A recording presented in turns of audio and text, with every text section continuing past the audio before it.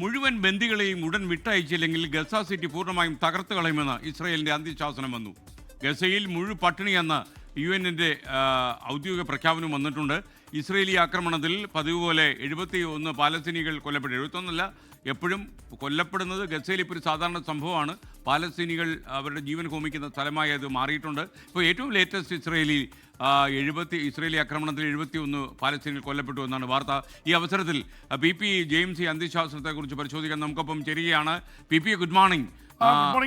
ശരിക്കും ഇസ്രയേൽ ഒരു വിട്ടുവീഴ്ചയ്ക്കും തയ്യാറല്ല എന്നതാണ് അവരുടെ പ്രസ്താവനകളിൽ നിന്ന് മനസ്സിലാകുന്നത്. പ്രവൃത്തിയിൽ നിന്നും നമുക്കത് ഓരോ ദിവസവും മനസ്സിലായിക്കൊണ്ടിരിക്കുകയാണ്.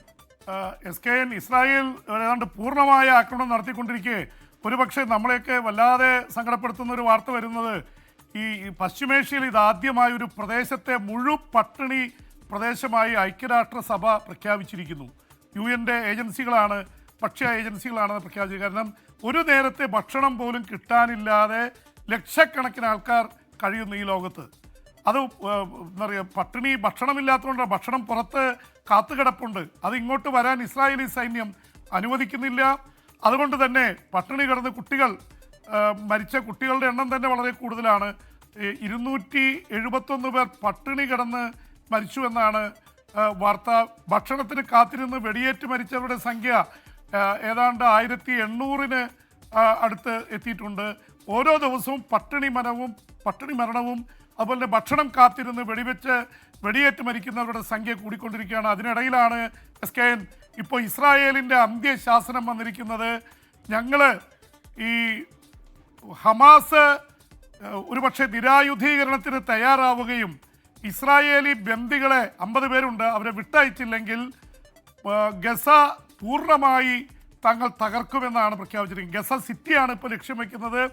നേരത്തെ റഫ നഗരം ഏതാണ്ട് പൂർണ്ണമായി കെട്ടിടങ്ങളൊക്കെ ഇടിച്ചിട്ട് അവിടുത്തെ ആൾക്കാരെ കൊലപ്പെടുത്തി ഏതാണ്ട് ഒരു തരത്തിൽ ആളില്ലാത്ത ഒരു പ്രേത നഗരമായി മാറിയിരിക്കുന്നു റഫ. അതുപോലെയാക്കും ഗസ സിറ്റി എന്ന് പറഞ്ഞിരിക്കുന്നു. ഗസ സിറ്റിയിൽ 10 ലക്ഷം പലസ്തീനികളുണ്ട്. അവർക്ക് എവിടേക്കും പോകാനില്ല. പോയി മടുത്തു. ഇനി എവിടെയും ജീവിക്കാനില്ലാത്ത അവസ്ഥയിൽ നിൽക്കുമ്പോഴാണ് ഇപ്പോൾ അവിടെ ഇസ്രായേലിൻ്റെ ആക്രമണം അതീവ രൂക്ഷമായി നടക്കുകയാണ്. 71 പേർ ഈ മണിക്കൂറുകളിൽ കൊല്ലപ്പെട്ടു പാലസ്തീനികൾ. ഇനിയും മരണസംഖ്യ കൂടിക്കൊണ്ടിരിക്കുകയാണ്. 22 മാസത്തിനുള്ളിൽ 62,200 പേർ പലസ്തീനികൾ കൊല്ലപ്പെട്ടു എന്നതാണ് വാർത്ത. ഇതുമാത്രമുള്ള അവശിഷ്ടങ്ങൾക്കിടയിൽ കുടുങ്ങി കഴിഞ്ഞ 22 മാസത്തിനുള്ളിൽ ഏതാണ്ട് 12,000-ൽ കൂടുതൽ ആൾക്കാർ കൊല്ലപ്പെട്ടിട്ടുണ്ട്.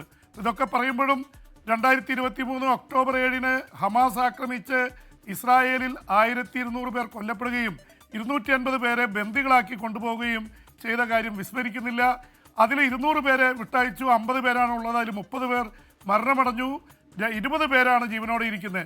അപ്പോൾ ഇത് ഡെത്ത് വാറൻ്റാണ്. ഇസ്രായേലി ബന്ദികളെ ഒക്കെ കൊല്ലപ്പെടുന്ന അവസ്ഥയിലേക്ക് കാര്യങ്ങൾ പോകും എന്നുള്ള തരത്തിലേക്കുള്ള ആക്ഷേപങ്ങളും കാര്യങ്ങളൊക്കെ നടക്കുന്നുണ്ട്. പക്ഷേ ഇസ്രായേൽ പ്രധാനമന്ത്രി ബെഞ്ചമിൻ നെതന്യാഹു ഒരു തരത്തിലും പിൻവാങ്ങാൻ തയ്യാറാവുന്നില്ലെന്ന് മാത്രമല്ല, ഗസ പൂർണ്ണമായും കീഴടക്കുകയും ഞങ്ങൾ പിൻവാങ്ങൂ, അല്ലെങ്കിൽ ഹമാസ് കീഴടങ്ങണം, ആയുധം താഴെ വെക്കണം, ഇസ്രായേലി ബന്ദികളെ വിട്ടയക്കണം.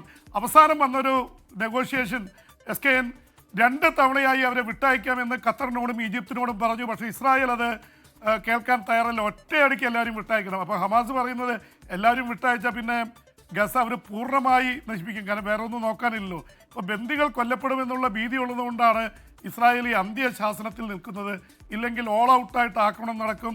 60,000 റിസർവ് സേനയെ ഇസ്രായേൽ തയ്യാറാക്കി നിർത്തിയിരിക്കുകയാണ്. ലോകത്തെവിടെയായാലും ഏത് സമയത്തും 24 വാർത്തകളും ഓഗ്മെന്റഡ് റിയാലിറ്റി പാക്കേജുകളും എക്സ്പ്ലെയിനറുകളും വിശദമായി കാണാൻ ഞങ്ങളുടെ YouTube ചാനൽ നിങ്ങൾക്ക് സബ്സ്ക്രൈബ് ചെയ്യാം.